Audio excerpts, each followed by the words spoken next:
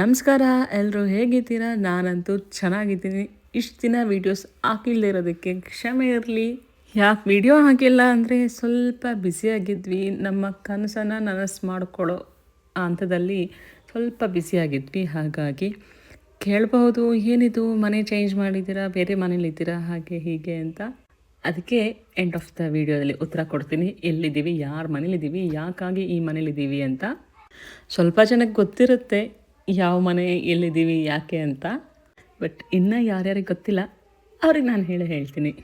So ಬೆಳಗ್ಗೆ ಎದ್ದು ರಂಗೋಲಿ ಬಿಟ್ಟು ನೀರು ಹಾಕಿ ಬಿಸಿನೀರು ಕುಡಿಯೋಣ ಅಂತ ಬಂದೆ. ವೆದರ್ ಅಂತೂ ಅಲ್ಟಿಮೇಟ್ ಆಗಿದೆ. ವೆದರ್ ಎಂಜಾಯ್ ಮಾಡ್ಕೊಂಡು ಬಿಸಿನೀರು ಕುಡಿತಾ ಇದ್ದೀನಿ. ಏನು ನೋಡಬೇಕು? ಎಲ್ಲಿಗೆ? ಓ Jimmy, hi Jimmy, come. Jimmy ಬರ್ತಾ ಇದ್ದಾಳೆ, ಏನು ಕೊಡ್ತೀಯಾ? ಹೆಂಗೆಲ್ಲ ಆಡ್ತಾ ಇದೆ? ಹಂಗೆ ಅಲ್ಲಾಡ್ತಾ ಇದ್ದೀನಿ, ನೀನು ಹಂಗೆ ಅಲ್ಲಾಡ್ತಾ ಇದೆಯಲ್ಲ. ಚಿನಿ ಏನಿದು? ಅಮ್ಮಗೆ ಜಿಮ್ ಮಾಡಕ್ಕೆ. Hi Jimmy, good morning. ಗೊತ್ತಿಲ್ಲ, ಹೆಂಗೆ ಹಂಗೆ. ಓ ಹೆಂಗ್ ಗೊತ್ತಿದ್ದಲ್ಲ, ನೀನು ಎಲ್ಲಿ ನೋಡಿದೀಯಾ? ಅಲ್ಲಿ ಅದು ಇಟ್ಕೊಂಡು ನೋಡೋದಾ? ಎಲ್ಲಿ ನೋಡ್ದೆ ನೀನು? ಹಂಗೆ ಮಾಡೋದು ಎಸ್ ಡಾರ್ಲಿಂಗ್. ಸರಿ.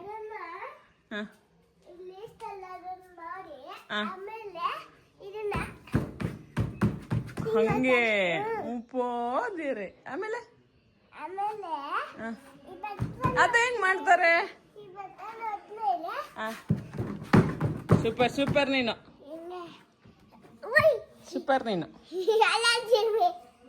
ಜಿಮ್ಮಿ ಬಂದ್ಲಾ? ಬಿಸಿ ಕೊಡಂತೇವ.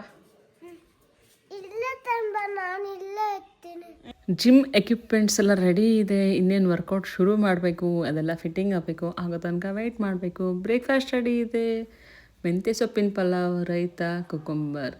ಸೊ ನಮ್ಮ ಚಿಕ್ಕ ಮೈದನ ಮೇಲೆ ಕಸ ಹೊಡೆದು ಡಸ್ಟ್ ಪ್ಯಾಡ್ ತೊಗೊಬರ್ತಾ ಇದ್ದಾರೆ. ಜೊತೆಗೆ ಮೇಡಮ್ ಅವರು ಚೇರ್ ಹಿಡ್ಕೊಂಡು ಬರ್ತಾ ಇದ್ದಾಳೆ. ಮೇಲೆ ಚೇರ್ ಇತ್ತು, ನನಗೆ ಕುತ್ಕೊಳ್ಳೋಕೆ ಬೇಕು ಅಂತ ತೊಗೊಂಬರ್ತಾರೆ. ಕೆಳಗೆ ಒಂದು ರಾಶಿ ಇದೆ ಚೇರು, ಅದು ಬೇಡ ನಂಗೆ ಇದೇ ಬೇಕು ಅಂತ ಕುತ್ಕೊಂಬಂದಿದ್ದಾಳೆ. ಬಟ್ ಅವಳಿಗೆ ಆ ಚೇರ್ ಮೇಲೆ ಕುತ್ಕೊಂಡು ಊಟ ತಿಂಡಿ ಏನು ಮಾಡೋಕ್ಕಾಗಲ್ಲ. ನಾನು ಅದಕ್ಕೆ ಹೇಳ್ತಾ ಇದ್ದೀನಿ, ಊಟ ರೆಡಿ ಇದೆ, ತಿಂಡಿ ರೆಡಿ ಇದೆ, ನೀನು ಬಟ್ ಅಲ್ಲಿ ಕುತ್ಕೊಂಡು ಮಾಡೋಕ್ಕಾಗಲ್ಲ, ಬೆಟರ್ ನೀನು ಇದೇ ಚೇರಿಗೆ ಶಿಫ್ಟ್ ಆಗು ಅಂತ. ಆಮೇಲೆ ಅವಳಿಗೆ ಯೋಚನೆ ಮಾಡಿ, ಇಲ್ಲ ನಾನು ಅದರಲ್ಲೇ ಕುತ್ಕೊತೀನಿ ಅಂತ ಕುತ್ಕೊಳ್ತಾ ಇದ್ದಾಳೆ. ಹಾಗೆ ಅಲ್ಲಿದ್ದಿದ್ದು ಬೇರೆ ಯಾರಲ್ಲ, ನವೀನ್ ಅವ್ರ ಸೋದರ ಮಾವ. ಸೊ ಬ್ರೇಕ್ಫಾಸ್ಟ್ ರೆಡಿ ಇದೆ. ಎಲ್ಲರೂ ಬಂದು ಕುತ್ಕೊಂಡು ತಿನ್ನೋದೇ ಬಾಕಿ. ಮೇಡಮ್ ಅವ್ರಿಗೆ ಹೊಟ್ಟೆ ಹಸಿವಾಗಿದೆ, ಬಟ್ ಎಲ್ರಿಗೂ ವೆಯ್ಟ್ ಮಾಡ್ತಾ ಇದ್ದಾಳೆ. ಸೊ ಇಡೀ ಫ್ಯಾಮಿಲಿ ಕುತ್ಕೊಂಡು ಬ್ರೇಕ್ಫಾಸ್ಟ್ ಮಾಡ್ತಾ ಇದ್ದೀವಿ. ಸಾರಿ, ನಾನು ಏನು ತೊಗೊಂಡೆ ಅಂತ ಹೇಳೇ ಅಲ್ಲ ಬ್ರೇಕ್ಫಾಸ್ಟಿಗೆ. ನಾನು ಪನ್ನೀರ್ ತೊಗೊಂಡಿದ್ದೀನಿ, ಕುಕುಂಬರ್ ತೊಗೊಂಡಿದ್ದೀನಿ, ಪಲಾವ್ ತೊಗೊಂಡಿದ್ದೀನಿ, ಜೊತೆಗೆ ರೈತ ಕೂಡ ಆ್ಯಡ್ ಮಾಡ್ಕೊಂಡಿದ್ದೀನಿ. ಬಾಂಧವ್ಯ ರೆಡಿ ಆಗಿದ್ದಾಳೆ ನೋಡಿ, ಸ್ಕೂಲಿಗೆ ಹೋಗ್ಬೇಕಂತೆ. ಬ್ಯಾಗ್ ಹಾಕ್ಕೊಂಡು ಕ್ಲಾಸ್ ಹಾಕ್ಕೊಂಡು ನಾನು ನಗಾಡ್ತಾ ಇದ್ದೇನೆ. ಈ ರೇಂಜಿಗೆ ನೀನು ಯಾರೋ ಸ್ಕೂಲಿಗೆ ಹೋಗ್ತು ಅಂತಂದರೆ ಮಗಳೇ, ನನ್ನನ್ನು ಎಲ್ಲಗಾರ ದಿವಾಳಿ ಮಾಡಿಬಿಡ್ತೀಯಾ ನೀನು ಅಂತ. ಯಾವ ಥರ ರೆಡಿ ಆಗಿದ್ದಾರೆ ನೋಡಿ. ಬ್ಯಾಗ್ ಹಾಕ್ಕೊಂಡು ಸ್ಪೆಕ್ಸ್ ಹಾಕ್ಕೊಂಡು ಬಂದಾಯಿತು. ಅವ್ರ ತಾತನಿಗೆ ಅವಳ್ದು ಫೋಟೋಸ್ ತೆಗೆಯೋದೇ ಇಂಪಾರ್ಟೆಂಟು. ಅಲ್ಲಿ ಇತ್ಕೊಮ್ಮ, ಇಲ್ಲಿ ಇತ್ಕೋ. ಅವರಿಗಂತೂ ಬಾಂಧವ್ಯ ಅಂದರೆ ಸಖತ್ ಇಷ್ಟ. ನೋಡಿ ಹಿಂಗೆ ಕಾಣ್ತಾ ಇದ್ದಾಳೆ. ಗುಂಡಮ್ಮ ನಮ್ಮ ಗುಂಡಮ್ಮ. ಇತ್ತೀಚೆಗೆ ಸ್ವಲ್ಪ ಉದ್ದ ಆಗಿದ್ದಾಳೆ, ಹಾಗೆ ಸಣ್ಣ ಕೂಡ ಆಗ್ತಾ ಇದ್ದಾಳೆ. ಬ್ರೇಕ್ಫಾಸ್ಟ್ ಆಯಿತು. ಬ್ರೇಕ್ಫಾಸ್ಟ್ ಆದಮೇಲೆ ಸ್ವಲ್ಪ ವಾಕ್ ಮಾಡೋಣ ಅಂತ ವಾಕ್ ಮಾಡ್ತಾಯಿದ್ದೀನಿ. ಅರೌಂಡ್ ಒಂದು 15-20 ಡೇಸ್ ಆಯಿತು ವಾಕ್ ಮಾಡಿದೆ. ಲಾಸ್ಟ್ ಒಂದು 10 ಡೇಸಿಂದ ಅಮ್ಮ ಮನೇಲಿದ್ದೆ. ಅಮ್ಮ ಮನೇಲಿ ಕೂಡ ವಾಕ್ ಮಾಡೋಕ್ಕಾಗಿಲ್ಲ. ಊಟದ ಮಾಡು ಅಂತ ಕುತ್ಕೋ ಮಲ್ಕೋ ಇದೆ, ಊಟ ತಿಂಡಿ ತಿಂದು ಮಲ್ಕೋ ಇದೆ, ಇಷ್ಟ ಆಗಿತ್ತು ನನ್ನ ಲೈಫ್ ಸ್ಟೈಲ್. ಇವಾಗ ವಾಕ್ ಶುರು ಮಾಡಿದ್ದೀನಿ. ಬೈ ದ ವೇ, ನಾನಂತೂ ಈ ಟೈಮು ಅಮ್ಮ ಮನೆಗೆ ಹೋದರೂ ಅಷ್ಟೇ, ಎಲ್ಲಿದ್ದರೂ ಅಷ್ಟೇ, ಫಂಕ್ಷನ್ಸ್ನ ಅಟೆಂಡ್ ಮಾಡಿದ್ರು ವೆಯ್ಟ್ ಗೇನ್ ಅಂತೂ ಆಗಿಲ್ಲ. ಅದೊಂದು ಪುಣ್ಯ ನನಗೆ. ಯಾಕೆ ಅಂತಂದರೆ ಚೀಟ್ ಮೀಲ್ ಮಾಡಿಲ್ಲ. ಏನು ಫುಡ್ ಇತ್ತು ಅದನ್ನು ಕಂಟ್ರೋಲಾಗಿ ತೊಗೊಳ್ತಾ ಇದ್ದೆ. 1/2 ಅವರ್ ವಾಕ್ ಮಾಡಿದೆ. ಮಾರ್ನಿಂಗ್ ಎದ್ದು ವಾಕ್ ಮಾಡೋಕ್ಕಾಗಿರಲಿಲ್ಲ. ಹಾಗಾಗಿ ಎಲ್ಲಾದರೂ ಬ್ರೇಕ್ಫಾಸ್ಟ್ ಆದಮೇಲೆ ಸ್ವಲ್ಪ ಫ್ರೀ ಇದ್ದೆ. ಹಾಗಾಗಿ ವಾಕ್ ಮಾಡ್ಕೊಂಬಿಡೋಣ. ಇನ್ನು 10 ಗಂಟೆ ಆಗಿರಲಿಲ್ಲ, 10 ಗಂಟೆ ತನಕ ವಾಕಿಂಗ್ ಆಯಿತು. ಸ್ವಲ್ಪ ಹೊತ್ತು ಕೆಲಸ ಕೂಡ ಆಯಿತು. 12 ಗಂಟೆ ಅಷ್ಟೊತ್ತಾಗಿತ್ತು. ಸೊ ಫ್ರೂಟ್ಸ್ ಟೈಮ್ ಅಲ್ಲ, ಹಾಗಾಗಿ ಎಲ್ಲರಿಗೂ ಕಲ್ಲಂಗಡಿ ಹಣ್ಣು ಕಟ್ ಮಾಡ್ತಾ ಇದ್ದೀನಿ. ಇವಾಗ ಬೇಸಿಗೆ ಆಗಿರೋದ್ರಿಂದ ಕಲ್ಲಂಗಡಿ ಹಣ್ಣು ಸೀಸನ್ ಅಂತ ಹೇಳ್ಬೋದು. ಇನ್ನು ಮನೇಲಂತೂ ಸ್ಟಾಕ್ ಇರುತ್ತೆ ಕಲ್ಲಂಗಡಿ. 1-2 3 ಖಂಡಿತ ನನಗಿಷ್ಟ. ಹಾಗಾಗಿ ಎಷ್ಟು ಚೆನ್ನಾಗಿ ಈ ಪ್ಲೇಸ್ನ ಎಂಜಾಯ್ ಮಾಡ್ತಾ ಇದ್ದೀನಿ ಅಂದರೆ, ಪ್ರತಿ ಪ್ಲೇಸಲ್ಲೂ ಹೋಗಿ ನನಗೇನು ಇಷ್ಟ ಊಟ ತಿಂಡಿ ತಿನ್ನೋದು, ಲೈಕ್ ಈ ಥರ ಎಲ್ಲ ಎಂಜಾಯ್ ಮಾಡ್ಕೊಂಡು ಕೂತ್ಕೊಳ್ತಾ ಇದ್ದೀನಿ. ಜೊತೆಗೆ ಕೆಲಸನೂ ಇರುತ್ತೆ, ಅದ್ರ ಜೊತೆಗೆ ಸ್ವಲ್ಪ ನನ್ನದೇ ಆದ ಟೈಮ್ ನಾನು ಕೊಟ್ಕೊಳ್ತಾ ಇದ್ದೀನಿ. ಹಾಗೆ ಮಿಡ್ ಮಾರ್ನಿಂಗಲ್ಲಿ ಫ್ರೂಟ್ಸ್ ತೊಗೊಳ್ಳೋದ್ರಿಂದ ಏನೇನು ಬೆನಿಫಿಟ್ಸ್ ಅಂತಂದರೆ, ನಿಮಗೆ ಕ್ರೇವಿಂಗ್ಸ್ ಜಾಸ್ತಿ ಆಗೋಲ್ಲ. ಊಟ ತಿಂಡಿ ಆದಮೇಲೆ ಅರೌಂಡ್ 12 ಗಂಟೆ ಅಷ್ಟೊತ್ತಿಗೆ ಎಲ್ಲರಿಗೂ ಕ್ರೇವಿಂಗ್ಸ್ ಆಗೇ ಆಗುತ್ತೆ. ಆ ಟೈಮಲ್ಲಿ ಫ್ರೂಟ್ಸ್ ತೊಗೊಳ್ತಂದರೆ ಕ್ರೇವಿಂಗ್ಸ್ ಕಡಿಮೆ ಆಗುತ್ತೆ. ಚಾಕ್ಲೇಟು, ಜಂಕ್ ಫುಡ್ಡು ಇದೆಲ್ಲ ತಿನ್ನಬೇಕು ಅನಿಸಲ್ಲ. ಆರಾಮಾಗಿ ಕ್ರೇವಿಂಗ್ಸ್ ಕಂಟ್ರೋಲ್ ಮಾಡಬಹುದು. ಊಟಕ್ಕೆ ಆಂಧ್ರ ಸ್ಟೈಲ್ ಪಪ್ಪು ಮಾಡ್ತಾಯಿದ್ದೀನಿ. ಸೊಪ್ಪಂತೂ ಆಂಧ್ರಲ್ಲಿ ಬೆಳೆದಿದ್ದು, ಅದನ್ನೇ ತೊಗೊಂಬಂದಿದ್ದೆ ಬರಬೇಕಾದ್ರೆ. ಸೊ ಫ್ರೆಶ್ ಆಗಿತ್ತು. ಹಾಗಾಗಿ ಪ್ರೋಟೀನ್ ತೊಗೊಳ್ತಾ ಇದ್ದೀನಿ. ಒಂದು 15 ದಿನ ಆಗಿತ್ತು ಪ್ರೋಟೀನಿಂದ ದೂರ ಉಳಿದು. ಯಾಕೆಂದರೆ ಅಮ್ಮ ಮನೆಗೆ ಹೋಗಿದ್ದೆ. ಅಮ್ಮ ಮನೆಗಂತೂ ಬಸ್ಸಲ್ಲಿ ಹೋಗಿದ್ದು, ಹಾಗಾಗಿ ಏನು ಕ್ಯಾರಿ ಮಾಡಿರಲಿಲ್ಲ. ಊಟಕ್ಕೆ ಬನಾನಾ ಫ್ರೈ, ಹಾಗೆ ಪಡವಲಕಾಯಿ ಪಲ್ಯ, ಅನ್ನ, ಪಪ್ಪು, ಜೊತೆಗೆ ತುಪ್ಪ, ಹಾಗೆ ಎಗ್ ಆಮ್ಲೆಟ್ ತೊಗೊಂಡಿದ್ದೀನಿ. ಮೇಡಮ್ ಅವರು ಏನೂ ಬೇಡ, ನನಗೆ ಎಗ್ ಆಮ್ಲೆಟ್ ಮಾತ್ರ ಬೇಕು ಅಂದ್ಬಿಟ್ಟು ಅದನ್ನೇ ತಿಂತಾಯಿದ್ದಾಳೆ. ಸೀರಿಯಸ್ಸಾಗಿ ತಟ್ಟೆ ತುಂಬ ಇಷ್ಟೆಲ್ಲ ತಿಂತಾಯಿದ್ದೀವಿ. ಖಂಡಿತ ಇಷ್ಟು ತಿನ್ಕೊಂಡು ವೆಯ್ಟ್ ಲಾಸ್ ಆಯಿತು ಅಂದರೆ ಮಾತ್ರ ನಿಮಗೆ ಲೈಫ್ ಲಾಂಗ್ ಮೇಂಟೈನ್ ಮಾಡ್ಕೊಬೋದು, ಲೈಫ್ ಲಾಂಗ್ ರಿಸಲ್ಟ್ ಇರುತ್ತೆ. ಅದು ಬಿಟ್ಟು ಬರೀ ಜ್ಯೂಸ್ ಕುಟ್ಕೊಂಡು ಸ್ವಲ್ಪ ಪ್ರೊಟೆಕ್ಟ್ಸ್ ತೊಗೊಂಡು ವೆಯ್ಟ್ ಲಾಸ್ ಮಾಡ್ಕೊಳ್ತೀನಿ ಅಂದರೆ ವಿತಿನ್ 2 ಮಂತ್ಸ್ ವೆಯ್ಟ್ ಗೇನ್ ಆಗಿ ಹೋಗ್ಬಿಡ್ತೀರ. ಸಖತ್ತಾಗಿತ್ತು ಪಪ್ಪು ಮಾತ್ರ. ತುಪ್ಪ ಹಾಕ್ಕೊಂಡು ತಿಂದೆ. ಯಪ್ಪ, ಎಮ್ಮಿ ಆಗಿತ್ತು. ಹಾಗೇ ಸಂಜೆ ಟೈಮ್ ಆಯಿತು. ಸಂಜೆ ಟೈಮಿಗೆ ನಾನು ಮಸಾಲ ಟೀ ರೆಡಿ ಮಾಡ್ಕೊಳ್ತಾ ಇದ್ದೀನಿ. ಹಾಗೆ ಹೇರ್ ಫ್ರೈಯರಲ್ಲಿ ನಾನು ಫ್ರೆಂಚ್ ಫ್ರೈಸ್ನ ರೆಡಿ ಮಾಡ್ಕೊಳ್ತಾ ಇದ್ದೀನಿ. ತುಂಬ ದಿನ ಆಗಿತ್ತು, ಹಾಗಾಗಿ ಫ್ರೆಂಚ್ ಫ್ರೈಸ್ ರೆಡಿ ಮಾಡ್ತಾ ಇದ್ದೀನಿ. ಬಾಂಧವ್ಯ ಮಲಗಿದ್ದಾಳೆ, ಒಬ್ಬಳೇ ಅಲ್ಲ, ಅವಳು ಎದ್ಮೇಲೆ ಅವಳಿಗೆ ಮಾಡಿಕೊಟ್ರೆ ಆಯಿತು ಅಂತ ನನಗೆ ರೆಡಿ ಮಾಡ್ಕೊಳ್ತಾ ಇದ್ದೀನಿ. ಟೀ ಕೂಡ ಮಸಾಲೆ ಟೀ ರೆಡಿ ಆಗ್ತಾಯಿದೆ. ಎಷ್ಟು ಮಿಸ್ ಮಾಡ್ಕೊಂಡಿದ್ದೆ ಅಂದರೆ ನಾನು ಮಸಾಲೆ ಟೀ ಇದೆಲ್ಲದೂ ಅಮ್ಮ ಮನೆಯೆಲ್ಲ ಅಮ್ಮ ಏನು ಮಾಡಿಕೊಡ್ತಾರೆ ಅಷ್ಟೇ. ನಾನು ಏನು ಮಾಡಿಸ್ಕೊಳ್ತಾ ಇರಲಿಲ್ಲ. ಅಮ್ಮ ನೀನು ಏನಾದರೂ ಮಾಡಿಕೊಡು, ಅಮ್ಮ ಅಂತ ಕರೆಯಲ್ಲ, ಸಾರಿ ಅವ್ವ ನೀನು ಏನಾದರೂ ಮಾಡಿಕೊಡು, ನಾನು ಅದನ್ನೇ ತಿಂತೀನಿ ಅಂತ ಅದೇ ಫಿಕ್ಸ್ ಆಗೋಗ್ಬಿಟ್ಟಿದೆ. ನಿಜ ಹೇಳಬೇಕು ಅಂದರೆ ಅವ್ವ ಮನೇಲಿ ಕೆಲಸನೇ ಮಾಡಿಲ್ಲ. ಜಸ್ಟ್ ನನ್ನ ಕೆಲಸ ಮಾಡ್ಕೊಂಡಿದ್ದೆ. ಊಟ ತಿಂಡಿ ಎಲ್ಲ ಕೂತಿದ್ದ ಜಾಗಕ್ಕೆ ಬರ್ತಾಯಿತ್ತು. ಅದಕ್ಕೆ ಹೇಳ್ತಾಯಿದ್ದೆ, ನಾವೇನು ಹೇಳ್ತಾಯಿದ್ರು, ಏನು ಇಷ್ಟು ದಿನ ಉಳ್ಕೊಂಬಿಟ್ಟಿದೆಯಾ ಅಂತ. ಬರೋಕ್ಕೆ ಮನಸ್ಸಾಗ್ತಾಯಿಲ್ಲ, ಕೆಲಸ ಇಲ್ಲ, ಏನಿಲ್ಲ, ಆರಾಮಾಗಿದ್ದೀನಿ, ಅವ್ವ ಮಾಡಿಕೊಂಡು ತಿಂದ್ಕೊಂಡು ಅಂತ. ನನ್ನ ಮಗಳು ಕೂಡ ಬರೋಕ್ಕೆ ರೆಡಿ ಇದ್ದಿಲ್ಲ. ಯಾಕೆ ಅಂತಂದರೆ ಅಲ್ಲಿಗೆ ಹೋದ್ರೆ ಅವಳಿಗೆ ಫೋನ್ ಸಿಗುತ್ತೆ, ಹಾಗೆ ಅಂಗಡಿಗೆ ಹೋಗ್ಬೋದು, ಅವಳು ಚಾಕ್ಲೇಟ್ ತೊಗೊಬೋದು, ಹೆಂಗೆ ಬೇಕು ಹಂಗಿರ್ಬೋದು. ಹಾಗಾಗಿ ಅವಳು ರೆಡಿ ಇರಲಿಲ್ಲ. ಬಟ್ ಏನು ಮಾಡೋದು, ಬರಲೇಬೇಕಲ್ಲ. ಫೈನಲಿ ಬಂದ್ವಿ. ಅದು ಕಷ್ಟಪಟ್ಕೊಂಡು ಬಂದ್ವಿ, ಬರಬೇಕಲ್ಲ ಅಂತ. ನಮ್ಮ ಟೀ ರೆಡಿ ಇದೆ. 5 ಗ್ರಾಮ್ ಶುಗರ್ ಕೂಡ ಆ್ಯಡ್ ಮಾಡ್ಕೊಂಡಿದ್ದೀನಿ ನಾನು. ಫ್ರೆಂಚ್ ಫ್ರೈಸ್ ತೊಗೊಬಂದೆ, 2.5 kg ಇದೆ. ಅದನ್ನು ಹಂಗೆ ಫ್ರೀಸರಲ್ಲಿಟ್ಟು ಸೇಫ್ಟಿ ಮಾಡ್ಕೊಬೇಕಲ್ಲ. ಸೊ ನೋಡಿ, ಇದು ಆಯಿಲ್ ಇಲ್ಲ, ಬಟ್ ಟೇಸ್ಟು ಏನು ಆಯಿಲಲ್ಲಿ ಕರೆದಿರ್ತಾರಲ್ಲ ಅದೇ ಥರ ಟೇಸ್ಟ್ ಇರುತ್ತೆ. ನಾನು ಸಜೆಸ್ಟ್ ಮಾಡ್ತೀನಿ ಏರ್ ಫ್ರೈಯರ್. ಅರೌಂಡ್ ಜಾಸ್ತಿ ಒಳ್ಳೆಯದಾಗಲ್ಲ ಅಂದ್ರೂ ನಿಮಗೇನು ಮನೆ ಅಳತೆಗೆ ಎಷ್ಟು ಬೇಕೋ ಪುಟಾಣಿದೆ ತೊಗೊಳ್ಳಿ. ಏರ್ ಫ್ರೈಯರಲ್ಲಿ ಮಾಡ್ಕೊಂಡು ತಿನ್ನಿ, ಏನಾಗಲ್ಲ. ಆಯಿಲ್ ಜಾಸ್ತಿ, ಇವನ್ 1 ಡ್ರಾಪ್ ಆಯಿಲ್ ಹಾಕಿಲ್ಲ ನಾನು ಇದಕ್ಕೆ, ಆಯಿಲೇ ಯೂಸ್ ಮಾಡಿಲ್ಲ. ಬಟ್ ಹೆಲ್ದಿಯಾಗಿದೆ. ಕ್ರೇವಿಂಗ್ಸ್ ಇರುತ್ತಲ್ವ ನಮಗೂ ತಿನ್ನಬೇಕು ಅಂತ. ಬಟ್ ಈ ಥರ ಮಾಡ್ಕೊತು ಅಂದರೆ ಆರಾಮಾಗಿ ತಿನ್ನಬಹುದು. ಸಡನ್ನಾಗಿ ನೋಡಿದ್ರೆ ಆಯಿಲಲ್ಲೇ ಫ್ರೈ ಮಾಡಿರೋದು ಅಂತ ಕಾಣಿಸುತ್ತೆ, ಬಟ್ ಅಲ್ಲ. ಸೊ ಫೈನಲಿ ಯಾರ್ದೋ ಮನೆ ಅಂತ ರಿವೀಲ್ ಮಾಡೋಣ. ಇದು ಸದ್ಯಕ್ಕೆ ನಾವಿದ್ದೀವಿ ಅಂದಮೇಲೆ ನಮ್ಮದೇ ಆಗಿರುತ್ತೆ. ನಾವು ಬಿಡೋ ತನಕ ನಮ್ಮದೇ ಮನೆ ಅಂದರೆ ನಮ್ಮ ಕನಸಿದ್ದು ಒಂದು ಹೋಮ್ ಸ್ಟೇ ಮಾಡಬೇಕು ಅಂತ. ಹಾಗಾಗಿ ನಾವು ರೆಂಟಿಗೆ ತೊಗೊಂಡಿದ್ದೀವಿ. ಸೊ ಇದು ನಮ್ಮ ಹೋಮ್ ಸ್ಟೇ, ಬಾನಾಡಿ ಹೋಮ್ ಸ್ಟೇ. ಗೂಗಲಲ್ಲಿ ಸರ್ಚ್ ಮಾಡಿ. ಸ್ಟಿಲ್ ಪ್ರೋಗ್ರೆಸ್ ನಡೀತಾ ಇದೆ. ವೆಬ್ಸೈಟ್ ಇದೆಲ್ಲ ಕ್ರಿಯೇಟಿಂಗ್ ಆಗಲಿದೆ, ಹಾಗಾಗಿ ಇನ್ನೂ ಸ್ವಲ್ಪ ಟೈಮ್ ಆಗುತ್ತೆ. ಅದರ ಬಗ್ಗೆ ತಿಳಿಸ್ಕೊಡ್ತೀನಿ. ಸೊ ನನಗೂ ಮಧ್ಯಾಹ್ನ ಬೆಳಗ್ಗೆ ಎಲ್ಲ ಅಡುಗೆ ಮಾಡಿ ಬೇಜಾರಾಗಿತ್ತು. ಬಟ್ ಹಾಗಲಕಾಯಿ ಪಲ್ಯ ಮಾಡಿ ಇಟ್ಟೆ. ನಂತರ ನವೀನ್ ಬಂದು ಚಪಾತಿ ಮಾಡ್ತಾಯಿದ್ದಾರೆ. ಅವರೇನು ಚಪಾತಿ ಲಟ್ಸೇನು ಮಾಡ್ತಾಯಿಲ್ಲ, ರೆಡಿ ಚಪಾತಿ ತೊಗೊಬಂದಿದ್ರು. ಜಸ್ಟ್ ಟ್ರೈ ಮಾಡೋಣ, ಮುಂದೆ ಗೆಸ್ಟ್ ಏನಾದ್ರು ಬಂತು ಅಂದರೆ ಅವ್ರಿಗೆ ಕೊಡೋದಕ್ಕೆ ಅಂತ ಅದನ್ನು ಬೇಯಿಸ್ತಾ ಇದ್ದಾರೆ. ಯಾವ ರೇಂಜಲ್ಲಿ ಇವ್ರೇನು ಚಪಾತಿ ಮಾಡೋಕ್ಕೆ ಬರೋಲ್ಲ ಇವರಿಗೆ, ಇವನ್ ಬೇಯಿಸೋಕ್ಕೂ ಬರೋಲ್ಲ. ಅದು ರೆಡಿ ಇದೆಯಲ್ಲ, ಹಾಗಾಗಿ ಬೇಯಿಸ್ತಾ ಇದ್ದಾರೆ. ನಾನು ಅಂದ್ಕೊಂಡೆ ಹಿಂಗೆ ಡೈಲಿ ಮಾಡಿಕೊಡ್ರೆ ಹೆಂಗಿರುತ್ತಲ್ಲ, ನಮ್ಮ ಅಮ್ಮ ಮಾಡ್ತಾಯಿದ್ರಲ್ಲ ಅದೇ ಥರ ನೀವು ಮಾಡಿಕೊಡಿ ಅಂತ ಕೇಳ್ತಾ ಇದ್ದೆ.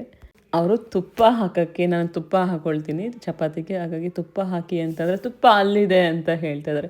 ರೀ ಅದನ್ನು ತಂದು ಇಲ್ಲಿ ಇಟ್ಕೊಂಡು ಚಪಾತಿಗೆ ಹಾಕ್ಕೊಬೇಕು ಅಂತ ನಾನು ಹೇಳ್ತಾ ಇದ್ದೆ.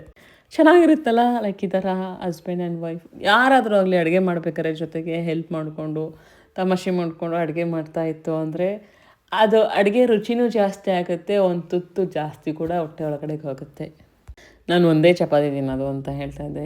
ಚಪಾತಿ ಚೆನ್ನಾಗಿಲ್ಲ ಹಾಗೆ ಹೀಗೆ ನಮ್ಮ ಮನೇಲಿ ಮಾಡ್ಕೊಬೋದು ಅಂತ, ಅದಕ್ಕೆ ಬೈತಾ ಇದ್ದರು. ಮನೇಲಿ ಎಷ್ಟು ಅಂತ ಮಾಡ್ತೀಯ, ಗೆಸ್ಟ್ ಬಂದರೆ ಒಂದು 20 ಜನ ಬಂದು ಅಂದರೆ ಕಷ್ಟ ಆಗುತ್ತೆ, ಆಗಲ್ಲ ಅಂತ.